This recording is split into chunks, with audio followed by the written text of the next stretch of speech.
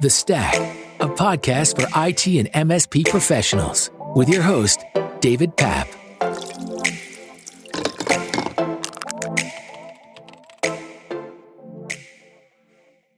Welcome to the MSP Stack Podcast. I'm your host, David Papp. We're joined today by Mat Burke from Softlanding, based out of Vancouver. Welcome, Matt. Thanks, Dave. Happy to be here. Oh, you bet. Thanks for joining. So let's talk about where you think the IT services industry is going, and also, where this Microsoft partnership space is headed, because there's been so many changes lately. Dave, I think our industry is going through a pretty big transformation. And it's not something incredibly recent, but it's something that's ongoing that we all need to keep our eyes on. As a predominantly consulting organization, we sustained ourselves for a long time, as all the industry participants did, on the next upgrade. When those servers went off warranty, we helped them buy new servers and refresh those services and deploy new applications and upgrade those applications. And here comes the next version of Exchange Server. And now, of course, all that work's drying up as organizations move to the cloud, and those upgrade services are eventually going to peter out.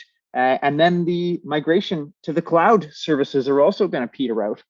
And what we're going to be left with is the remaining services that are really focused on the realization of business value. And that might look like helping people use these cloud services in the best way possible. Adoption and change management services are going to be a feature of our industry for as long as there is an industry of ours. And of course, integration, the better use of data, and everything else that goes with maximizing the use of these services that themselves are on a continuous upgrade cycle. Absolutely. It's kind of funny watching the industry over the past, 30, 40 years, and it's very cyclical in terms of, I call it this client-server relationship, thin versus thick, whatever terms you want to use, of where the actual processing and hosting is occurring. And now we're very much into this, everything is being pushed onto the cloud, and the devices that we're using are, our tablets, our phones, small little laptops and stuff, but they don't need to be high powered.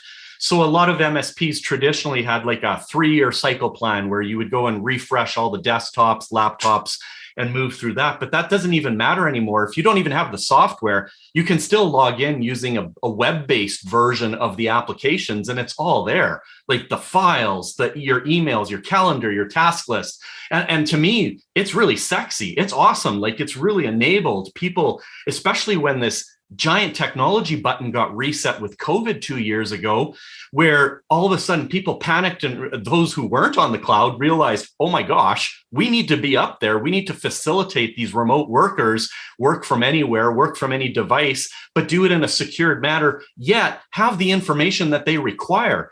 And then there's always going to be that instance, I'm sure you encounter it, where there's a special application, a special custom thing that company needs to run their operations, which is outside of the general collaboration and communication stuff. Yep, absolutely. We are spending as much time as we can thinking about those special applications so that we can be differentiating ourselves and move away from those commodity services.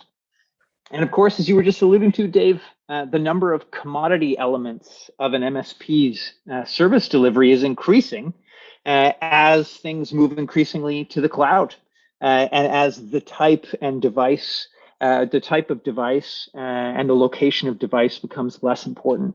Now, a lot of the niches of our businesses, such as the fact that we're the only MSP provider based in this town, that becomes an increasingly less important niche as the type and number of physical assets that our clients are using decreases as it all goes to the cloud. So it's changing the competitive market quite a bit, and changing the niches that we all need to focus on.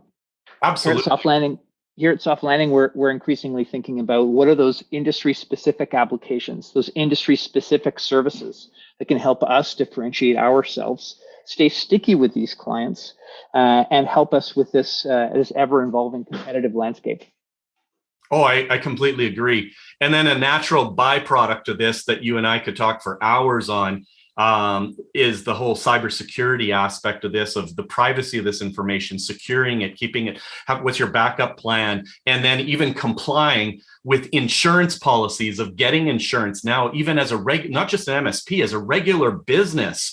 To actually get insurance now has an entire cybersecurity section that they need to comply with, which most companies are not even scratching the surface on that stuff. Completely agree, Dave. I think it's going to be table stakes for our industry.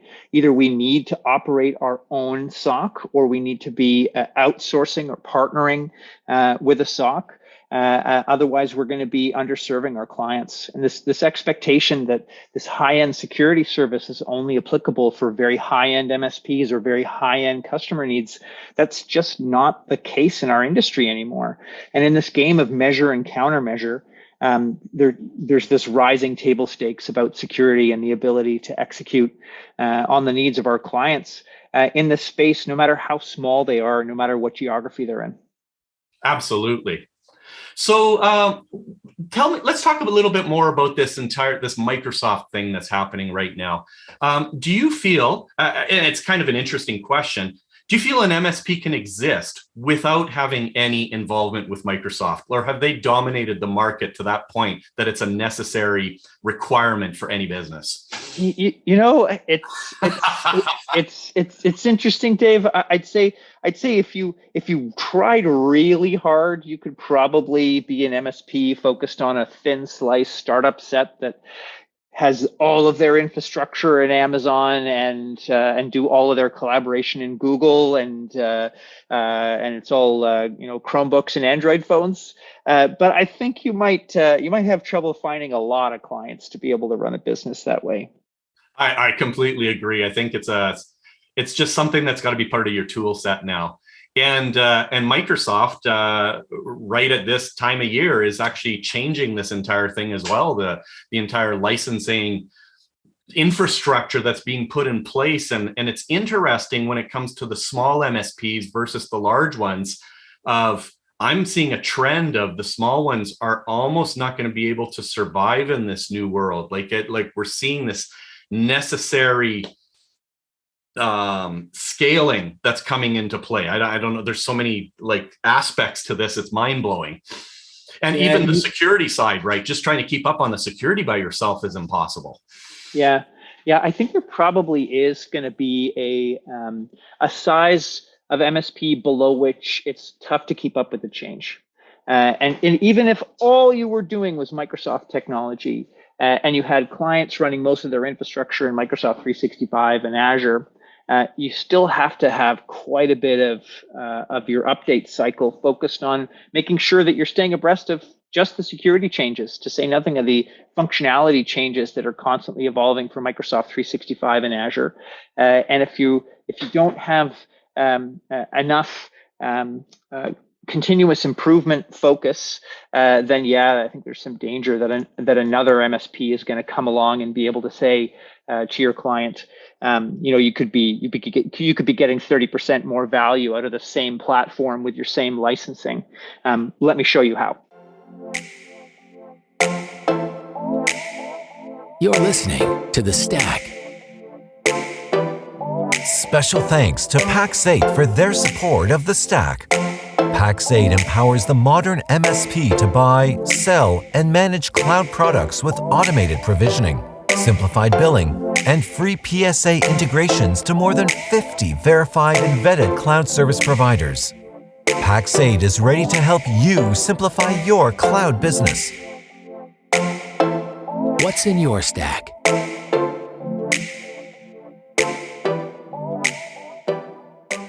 Another aspect I feel is happening is because organizations are being forced to pivot, and that reset button got hit where they realized stuff's got to be available online in the cloud with remote workers. And in a lot of cases, people aren't going back to work. They are becoming a virtual workforce. I think there's a training component that's coming into play now more than ever on like the benefits of like even just Teams.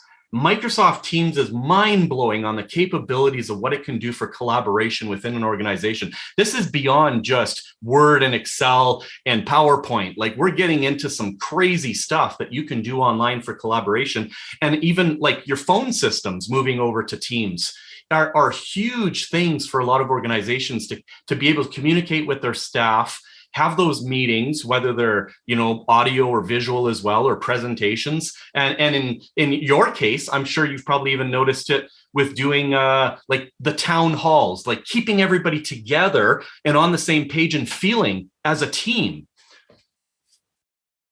It's one of the innovations that Softlanding did in the past 12 months. We separated out a whole separate practice just for adoption and change management.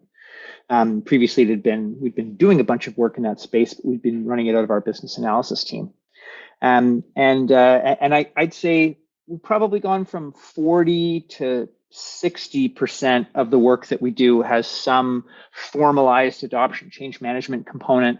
And it's one of the areas that we're innovating a lot of new offers specifically to approach this topic, Dave.